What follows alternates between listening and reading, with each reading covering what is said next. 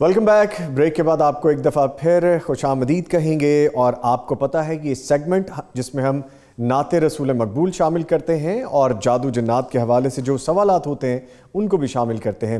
تو میرے ساتھ اسٹوڈیوز میں اس وقت موجود ہیں نعت رسول مقبول کے لیے نعمان فاروقی صاحب. نعمان صاحب السلام علیکم. کیسے ہیں سر آپ؟ خیریت سے؟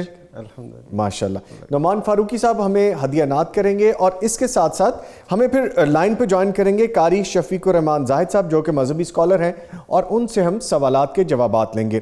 ابھی چلتے ہیں نعمان فاروقی صاحب کی جانب اور آپ سے گزارش ہے کہ نعت رسول مقبول پیش کریں.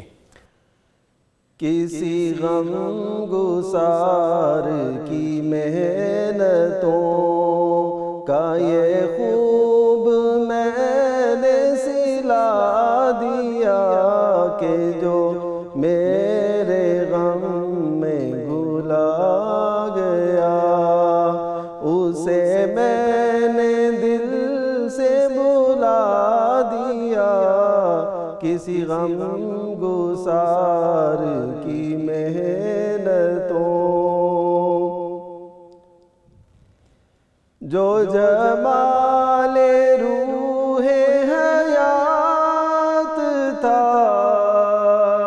جو دلیل راہ نجات تھا اسی رہبر کے نگوش پا کو مسافروں نے مٹا دیا. کسی غم گسار کی محنتوں تیرے حسن خلق کی ایک رمق میری زندگی میں نہ مل سکی. تیرے حسن خلق کی ایک رمق میری زندگی میں نہ مل سکی. میں اسی پہ خوش ہوں کہ شہر کے در و بام کو تو سجا لیا. کسی غم گسار کی محنتوں میں تیرے مزار کی جانیوں ہی کی مدحتوں میں مگن رہا. تیرے دشمنوں نے تیرے چمن میں خزاں کا جال بچھا دیا. کسی غم گسار کی محنتوں تیرے سور و بدر کے باب کے میں برق الٹ کے گزر گیا. مجھے صرف تیری حکایتوں کی روایتوں نے مزہ دیا. کسی غم گسار کی محنتوں تیرا نقش پا تھا جو رہنما تو دلیل راہ تھی کہکشاں. تیرا نقش پا تھا جو رہنما تو دلیل راہ تھی کہکشاں. اسے کھو دیا تو زمانے بھر نے ہمیں نظر سے گرا دیا. کسی غم گسار کی محنتوں کا یہ خوب میں نے سلا دیا کہ جو میرے غم میں بھلا گیا اسے میں نے دل سے بلا دیا. کسی غم گسار کی محنتوں. جی بہت شکریہ نعمان فاروقی صاحب، اللہ تعالیٰ آپ کو جزائے خیر عطا فرمائے. تو جیسے میں نے آپ کو بتایا تھا، جادو جنات کے سوالات کے حوالے سے آج ہمارے ساتھ موجود ہوں گے قاری شفیق الرحمان زاہد صاحب، مذہبی اسکالر ہیں، ہم ان کو ویلکم کہتے ہیں. اچھا سر، یہ فرمائیے گا کہ ہم اکثر پروگرامز میں یہ بات کرتے ہیں کہ رقیہ شریعہ کر لیں، رقیہ کریں گے تو اس سے حل ہو جائے گا. سب سے پہلے تو آج اس پہ بات کر لیں کہ رقیہ شریعہ اصل میں ہے کیا، کس کو کہتے ہیں؟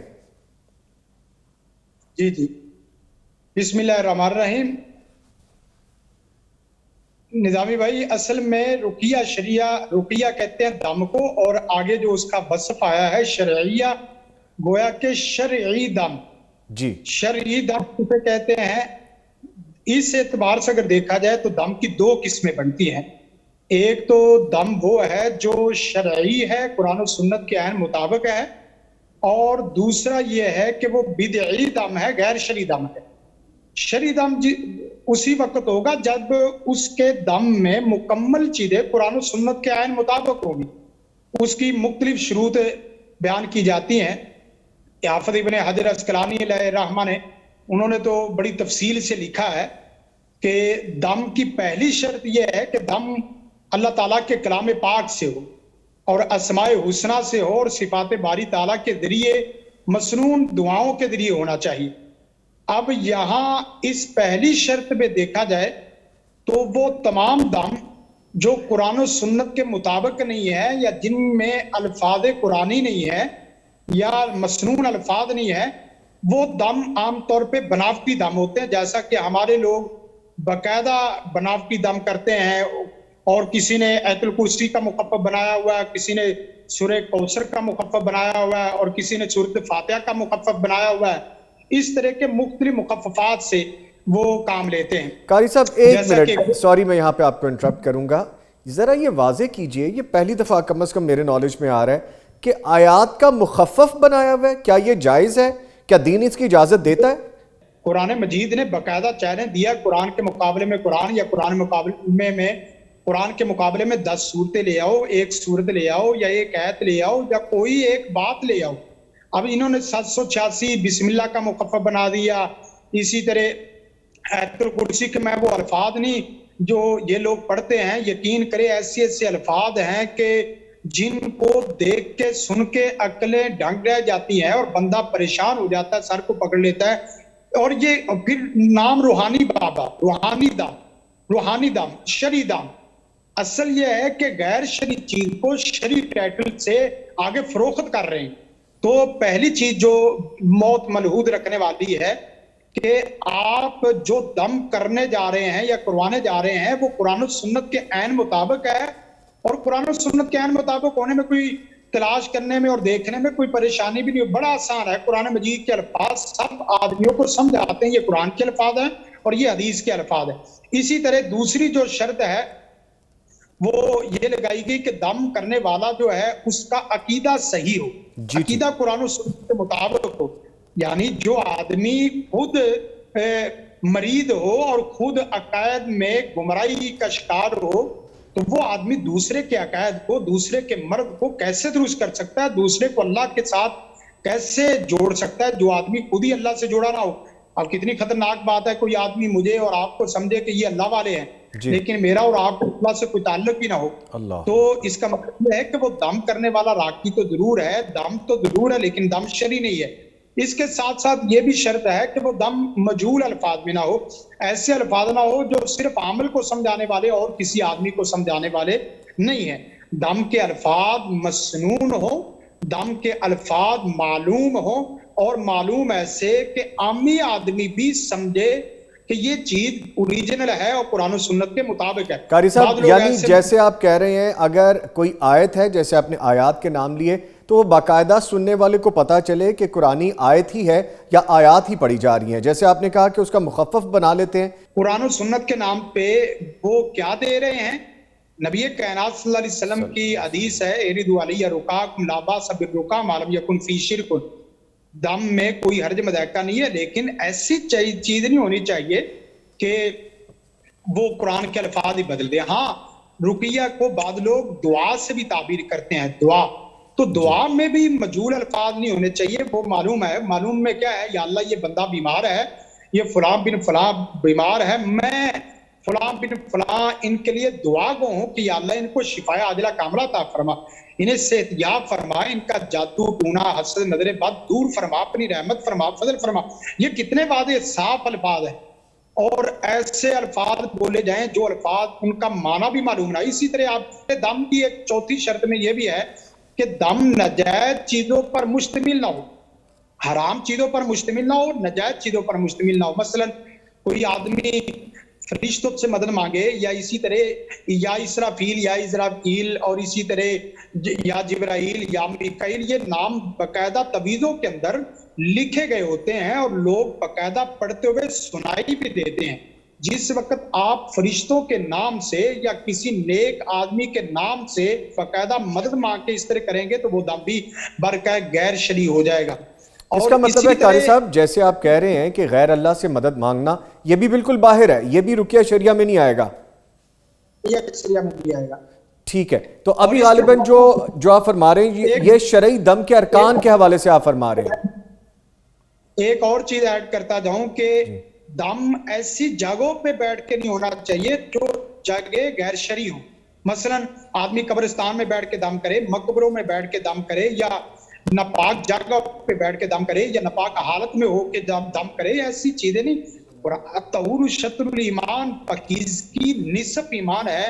और नबी कायनात सल्लल्लाहु अलैहि वसल्लम का बकायदा फरमान है कि मोमन आदमी वो सिर्फ मोमन ही आदमी है जो ला युहाफिज़ अलल वुज़ूई इल्ला मोमिन, मोमन आदमी वुज़ू के ऊपर हिफाजत फरमाता है और वो बाकायदगी करता है। अब ये लोग बाकायदा गैर वुज़ू पे और इसी तरह गुस्ल न करना और इसी तरह कब्रिस्तान में ये चीजें चढ़ावे करवाना और इसी तरह कब्रिस्तान में जाके ये अमल करना, कुरान मजीद जाके पढ़ना, पहली बात कुफरी अल्फाज हो, शिरकी अल्फाज हो, हराम अल्फाज हो, ना समझाने वाले अल्फाज हो, यानी मजहूल अल्फाज, और अकीदा कुरान और सुन्नत से हटे हुए अल्फाज, उनका कुरान और सुन्नत के शरी दम से कोई ताल्लुक नहीं है। शरी दम वही है जो अल्लाह की कलाम पाक से हो और अस्माओ सिफात अल्लाह ताला के नामों के साथ। और यहाँ एक और बात ऐड करता हूँ, अस्माओ सिफात में एक एक लफ्ज लेके सवा लाख दफा नहीं पढ़ना। जैसे या गफूरू या गफूरू या वदूदू या वदूदू, या वदूदू को सवा लाख दफा पढ़ा जा रहा है, या गफूरू को सवा लाख दफा पढ़ा जा रहा है। नहीं, अल्लाह के नाम ले, हुवल्लाहुल्लज़ी ला इलाहा इल्ला हुवर रहमानुर रहीम अल मलिकुल कुद्दूसुस सलामुल मुमिनुल मुहैमिनुल अज़ीज़ुल जब्बारुल मुतकब्बिर, इस तरह पूरे नाम पढ़े। हदीस में यही आता है, नबी कायनात सल्लल्लाहु अलैहि वसल्लम ने फरमाया जो आदमी अल्लाह के 99 नाम तो बेशुमार है, लेकिन 99 वहां हदीस में आता है जो याद कर लेता है अल्लाह ताला उसे जन्नतुल फिरदौस में अल्लाह मुकाम भी अता फरमाएगा। और अस्माओ आपके जरिए जो आदमी जादू काटता है, यकीन करे जादू दोबारा नहीं आता। ठीक है, तो फिर कारी साहब ये भी बताइएगा कि शरी जो दम है इसके बुनियादी अरकान क्या हैं, जिस पे अभी पहले हम रुकिया शरिया के हवाले से बात कर रहे थे, तो आपने दम के हवाले से बताया, इसके अरकान भी बताइए। ये निजामी साहब आपने बड़ा उम्दा सवाल किया है और ये बड़ा अहम सवाल है कि रुकिया शरिया के बुनियादी अरकान क्या हैं। कितने लोग आपको राकिब मिलेंगे जो दम कर रहे हैं और कितने लोग आपको मिलेंगे जो दम करवा रहे हैं, लेकिन दम करवाने वालों को दम करवाने के उसूलों का पता नहीं और दम करने वालों को दम के बुनियादी अरकान का पता है, जिस रुकन के ना होने से उनके दम बसों का मुअस्सर नहीं रहता। बसों का यह है कि वो नफा बख्श नहीं रहता, बसों का बहुत लंबी देर वो इस तरह दम के मामले में चलना पड़ता है। दम के बुनियादी अरकान में सबसे पहली चीज यह है कि एक आदमी डॉक्टर हो तो उसे कम से कम पता हो कि मेडिकल होता क्या है। इसी तरह मुआरिज हो या राकी हो उसे पता होना चाहिए कि दम होता क्या है। तो सबसे पहला रुकन जो है वो यही है कि इलाज मुआवजा क्या है, दम क्या है और इलाज मुआवजे की सूरतें क्या हैं, ये सारी चीजें। दूसरा यह है कि मुआलिज डॉक्टर जो है से पता होना चाहिए कि मेरे रहनुमा उसूल कौन से हैं।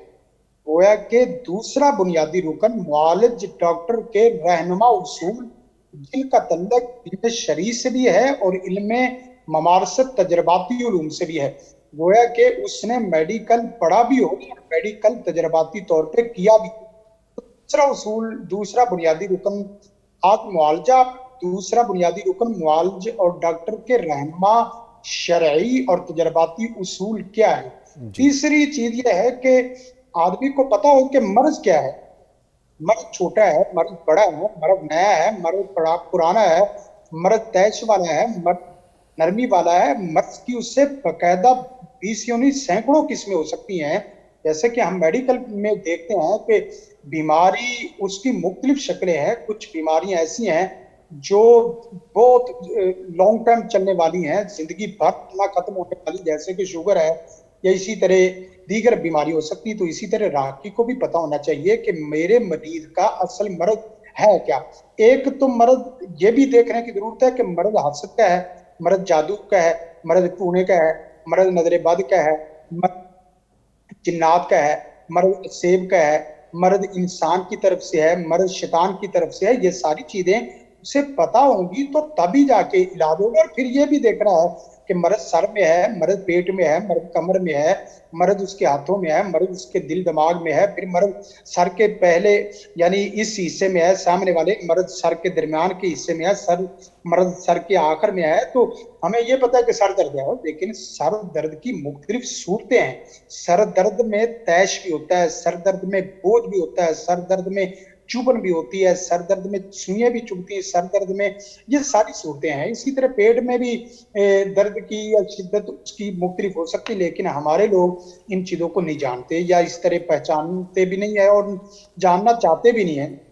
तो गोया के इलाज मुआवजा पहला करना है, दूसरा यह है कि मुआलिज डॉक्टर के रहनुमा उसूल, और तीसरा यह है कि मर्द की तरीके से पहचान करना और तशखीस करना जानता हो। और चौथा रुकन जो है मरीज, आपके मरीज की कंडीशन क्या है। आपका मरीज कमजोर है मर्द के मुकाबले में, मर्द की शिद्दत ज्यादा है या उसकी अपनी कुव्वत मुदाफत। मसलन हर आदमी ऑपरेशन वाला नहीं हो सकता, हर आदमी ऑपरेशन के लायक नहीं है। कोई आदमी मर्द बर्दाश्त कर सकता है और कोई आदमी मर्द का ऑपरेशन करवा सकता है और कुछ ऑपरेशन नहीं करवा सकते। फिर ये भी देखना है कि मेरे मरीज का मर्ज नहीं खत्म हो सकता, मेरे मरीज का मर्ज खत्म नहीं हो सकता, लेकिन मेरे मरीज के मर्ज को वक्ती तौर पे उससे रिलीफ दिया जा सकता है, उससे तकलीफ से आगे पीछे किया जाए। मसलन कितने मर्ज ऐसे हैं वो लाइलाज हो जाते हैं, तो हम उसके इलाज के लिए देख रहे होते हैं कि इलाज हो और पूरा मुकम्मल भाग दौड़ करने वाला बंदा बन जाए, बस वो मुश्किल हो जाता है। मर्ज की कंडीशन ऐसी होती, वहां राकी ने देखना कि इसके मर्ज को खत्म भी कर सकते, लेकिन वक्ती तौर पे ऐसा दम हो जाए जिससे हफ्ते में इसको सुकून हो जाए, महीना भर इसको सुकून हो जाए, महीने बाद दोबारा आ जाए, दोबारा फिर दम, ये जिंदगी भर इस तरह सिलसिले शुरू होते रहते हैं, चलते रहते हैं। और पांचवी चीज यह है कि आपका दुश्मन क्या है और दुश्मन की कुव्वत क्या है, मद्दे मुकाबल कौन है। मद्दे मुकाबल आपको पता हो कि इंडिया है, मद्दे मुकाबल अमेरिका है, मद्दे मुकाबल आपको पता चाहिए, फिर उसी अपने दुश्मन का पता हो कि उसको किस तरह से टारगेट करना है। बिल्कुल। अब मसलन फिर आपका दुश्मन इंसान है, इंसान के साथ जिन है, जिन एक है, जिन दो हैं, जिन्नात है वाले, जिन्नात सरदार हैं, जिन्नात मजबूर हैं, जिन्नात जालिम है, ये सारी चीजें पता होनी चाहिए। एक साहिब अखलाक जिन है, बड़ा पीपा जिन है, पढ़ा लिखा जिन है, मुसलमान जिन है, उसको भी आप बदअखलाक मार पेंसिलें लगा और आयात ज़र्ब वाली पढ़ें और उससे बुरा हाल हो जाता है, वहां मसाइल बिगड़ जाते हैं। जिस वक्त तक ये पांचों चीजें हमारे मुताले के मुताबिक अगर आपको नहीं पता, उस वक्त तक आप सही मानों में राकी नहीं हो सकते। ये चीजें बात ठीक है, बड़ा तफसील में आपने बताया। सर बस अब ये भी बता दें कि शरई मुआलिज के रहनुमा असूल क्या हैं। जिस आप राकी की बात कर रहे हैं तो फिर इनका कैसे पता चल सकेगा, ये भी फरमाइए। शरई मुआलिज के रहनुमा उसूल तो बेशुमार हैं। उसमें मैंने आपको बताया कि एक तो यह है कि उसे इल्मे शरी हो, इल्मे शरी का यानी राकी हो, और उसको राकी भी कह रहा है कि मैं रुकिया शरिया करने वाला हूँ और इसी तरह कुरान और सुन्नत से दम करने वाला हूँ। तो ऐसे आदमी को कम से कम पता होना चाहिए कि कुरान और सुन्नत की दम दरूद के मुताबिक तालीमात क्या है। कुरान और सुन्नत के मतलब मसलन सबसे पहले यह है कि उसका अकीदा सही हो, तो खुद अकीदे में गुमराह हो, कुफर शिरक बिदात और खराफात का जो को इर्तिकाब करने वाला हो, और कुफर शिरक और बिदात को आगे दावत में रखने वाला हो, दाई हो, ایسا آدمی کیا قرآن سنت سے دعوت کرے گا؟ ایسا آدمی کیسے لوگوں کی رہنمائی کرے گا؟ سب سے پہلے یہ ہے کہ اس کا عقیدہ صحیح ہو، اور ساتھ ساتھ یہ ہے کہ وہ اتباع سنت کا پابند ہو، یعنی سنتوں کی اتباع کرنے والا ہو، اسے پتا ہو کہ اس مرض کے علاج کے لیے کمپنی کی دوائی موجود ہے، اور کمپنی قرآن سنت میں رسول کائنات کی رہنمائی موجود ہے، تو وہ کمپنی کی دوائی چھوڑ کے لوکل کمپنیوں کی دوائی دے گا تو وہ آدمی ڈاکٹر نہیں ہے۔ مثلا آپ نے کہا کہ میرا یہ بیٹا گم ہو گیا یا کوئی چیز گم ہوگی، تو آپ سب سے پہلے قرآن و سنت کے اوپر فکر کر کے تو آپ دیکھیں گے کہ اس طرح کی کوئی مثال ہے، جس طرح کا یہ کیس ہے تو وہاں یعقوب نبی علیہ الصلوۃ والسلام کی مثال واضح ہے، انما اشکو بثی بہدری الی اللہ، انہوں نے یہ دعا پڑھی اور دعا پڑھنے کے ساتھ اللہ تعالیٰ نے رحمت کی۔ آپ کو کوئی بھی مرض ہے، سب سے پہلے اصل میڈیکل سٹور سے اصل کمپنی کی طرف رجوع کریں، وہاں دوائی ملتی ہے تو وہی دوائی لیں، اور کوئی ایسی دوائی نہیں ہے، کوئی ایسا مرض نہیں ہے، میں کھل کے واضح دو ٹوک کہہ رہا ہوں، کوئی دنیا کا ایسا مرض نہیں ہے جس کی دعا قرآن و سنت میں موجود نہ ہو۔ اور پھر دوسری مزے کی بات یہ ہے کہ قرآن و سنت کی دوائی ویسے ہی دیں جیسے کہ رسول کائنات نے طریقہ بھی بتا دیا ہے۔ جی ٹھیک ہے، ٹھیک ہے، پہلی بات ہے صحیح کمپنی کے لیتے ہیں، دوسرا بسوں کا دوائی تو لے لیتے ہیں لیکن طریقہ وہ نہیں لیتے جو طریقہ پہلے سے موجود ہے۔ نئے تجربے کرنے کی ضرورت نہیں ہے، اور نئے مشاہدے نئے تجربے آپ کریں، لیکن اس وقت کریں جب آپ بڑے بڑے لوگوں کے اور اپنے سے بڑوں کے تجربات سے فائدہ اٹھائیں۔ اور یہاں تجربے کی خالی بات نہیں ہے، قرآن و سنت میں نبی کائنات صلی اللہ علیہ وسلم دیکھیں مثلا درد ہو رہا ہے تو درد کے لیے بسم اللہ بسم اللہ بسم اللہ اعوذ بذات اللہ وقدرات من شر ما اجد وهو حاضر، یہ وظیفہ پڑھیں یا بسم اللہ الذی لا یضر۔ آپ اس کے مقابلے میں کیوں نئی چیزیں لاتے ہو؟ اس مسئلے میں جماعت در جماعت بھیانک میدان کی طرف، بھیانک گمراہیوں کی طرف لوگ گھیر رہے ہیں، جس سے ہم نے بچنا ہے اور ہم نے لوگوں کو بھی بچانا ہے۔ مجھے خود نہ پتا ہو کہ مرض کے علاج کے رہنما اصول کیا، میں لوگوں کا کیا علاج کروں گا؟ اسی طرح راقی جو ہے مخلص ہونا چاہیے، مخلص ہونا چاہیے، اس کے دل میں تقوی ہونا چاہیے، رزق حلال کا پابند ہونا چاہیے، قناعت اسے کرنا آتا ہو، اور اسی طرح قرآن و سنت کی تعلیمات اور قرآن و سنت کے الفاظ معنی کے ترجمے تفاسیر بھی جانتا ہو۔ اب جو وہ پڑھ رہا ہے اسے پتہ ہی نہ وہ کب پڑھ کیا رہا ہے، تعلیمات میں وہ برکیف اگر ناواقف ہے تو لوگوں کی رہنمائی نہیں کر سکتا۔ اسی طرح ساتھ ساتھ یہ ہے بدعات و خرافات سے بچتا ہو، اور خصوصاً شہرت اور مقابلہ بازی سے۔ کوئی اگر آپ کے پاس دم کے لیے آتا وہ بیٹی کو، جوان بیٹی کو لے کے آتا ہے، آپ اس کی ویڈیو بنانی شروع کر دیں، اس کو کیمرے میں لائیو لانا شروع کر دیں، یہ چیزیں علاج معالجے میں ہونی چاہیے، لیکن اپنی شہرت کے لیے، اپنے مقابلہ بازی کے لیے دوسروں کی عزت سے کھیلنا اور دوسروں کی عزت کو کھلواڑ بنانا، یہ کہاں کے علاج ہونا چاہیے، شرعی اصولوں کے مطابق ہونا چاہیے، نہ کہ اپنی ذات کی تشہیر شروع کر دی جائے۔ ٹھیک ہے قاری صاحب، بالکل ٹھیک ہے۔ اور اس کے ساتھ ساتھ یہ ہے کہ لوگوں کے رازوں کو راز رکھے، لوگوں کے لیے قدوہ بنے، نمونہ بنے۔ لوگ آپ کے اندر اسلام کی پکچر دیکھنا چاہتے ہیں، لوگ آپ کے اندر قرآن و سنت کی تصویر دیکھنا چاہتے ہیں۔ آپ شرعی دم کرنے والے معالج ہیں تو لوگ آپ کے اندر شریعت کی پوری چیز دیکھنا چاہتے ہیں۔ میرے چہرے پہ داڑھی نہ ہو، میرا چہرہ قرآن و سنت کے مطابق نہ ہو، میرا لباس قرآن و سنت کے مطابق نہ ہو، میری آنکھ پاکیزہ نہ ہو، میرے اخلاق صاف ستھرے نہ ہو، قرآن و سنت کی تعلیمات سے میں آگاہ نہ ہوں، تو میں نے لوگوں کو خاک رہنمائی کرنی ہے، کچھ نہیں ہو سکتا، اس طرح کچھ بھی نہیں ہوتا۔ تو اس کے ساتھ ساتھ یہ ہے کہ اہل علم سے وہ مشورہ بھی کرنا جانتا ہو، اہل علم جو اپنے راقی بھائی ہیں ان سے مشورہ بھی کرے، اور ساتھ ساتھ یہ ہے کہ خطاؤں سے بچے۔ خطاؤں میں دو تین چیزیں بہت ہیں۔ دم کے مسئلے میں جو دولت کے فتنے سے اور عورت کے فتنے سے بچ گیا، جی ٹھیک ہے، جو دولت کے فتنے اور عورت کے فتنے سے بچ گیا، یقین کریں اس آدمی کے دم میں اللہ تعالیٰ آٹومیٹکلی برکت ڈالا دیتا ہے۔ بہت شکریہ، بہت شکریہ قاری شفیق الرحمان زاہد صاحب، مذہبی اسکالر بھی ہمارے ساتھ موجود تھے، اور بڑی ڈیٹیل میں انہیں بتایا کہ شرعی معالج کے جو رہنما اصول ہیں اگر وہ خود شریعت پہ کاربند ہوگا تو پھر یہ معاملہ آگے بڑھے گا۔ بہت شکریہ سر آپ کے وقت کا۔ اس کے ساتھ ہی ہمارے پروگرام کا اختتام ہوتا ہے. ہمارے ساتھ اسٹوڈیوز میں موجود رہے نعمان فاروقی صاحب جنہوں نے ہدیانات کیا. سر آپ کے آنے کا بہت شکریہ. اور ہمیں آن لائن جوائن کیا قاری شفیق الرحمان زاہد صاحب نے جو کہ مذہبی اسکالر ہیں, سوالات کے جوابات دیے اور رقیہ شریعہ اور جو ارکان ہیں شرعی دم کے حوالے سے, شرعی معالج کے کیا رہنما اصول ہیں وہ بھی انہوں نے بتائے. اس کے ساتھ ساتھ ہم نے پروگرام میں بات کی آج جہیز کے حوالے سے, نہ صرف جہیز بلکہ اس کی تشہیر کے حوالے سے, اس کی نمائش کے حوالے سے, معاشرے میں جو روایات پنپ رہی ہیں اس کے حوالے سے ہم نے بات کی, اس کے تدارک کے لیے بھی ہم نے بات کی. یہ صرف ایک یا دو لوگ اس پہ کام نہیں کریں گے بلکہ اس پہ پورا معاشرہ کام کرے گا تو پھر جا کے بہن بیٹیوں کے گھر بسنے شروع ہوں گے. وہ بہنیں جو شاید اس انتظار میں بیٹھی ہیں کہ کوئی اللہ کا بندہ آئے گا, کوئی ایسے نیک لوگ ملیں گے جو شاید جہیز کی ایک لمبی لسٹ نہیں دیں گے اور ان کے گھر بس جائیں گے. ایسے ماں باپ جو کہ گھروں میں بیٹھے انتظار کر رہے ہیں یا ایفرٹ کر رہے ہیں اپنی بچیوں کو نیک بر مل جائیں, نیک رشتے مل جائیں, نیک لڑکے مل جائیں, نیک خاندان مل جائے, صرف جہیز کی وجہ سے ان کے گھر نہیں بس رہے. تو یہ آپ کو اور مجھے مل کے سوچنا ہوگا اور اس پہ عمل بھی کرنا ہوگا. اس کے ساتھ ہی نوید نظامی اور میری پوری ٹیم کو اجازت دیجیے گا, پھر ملاقات ہوگی. اللہ حافظ.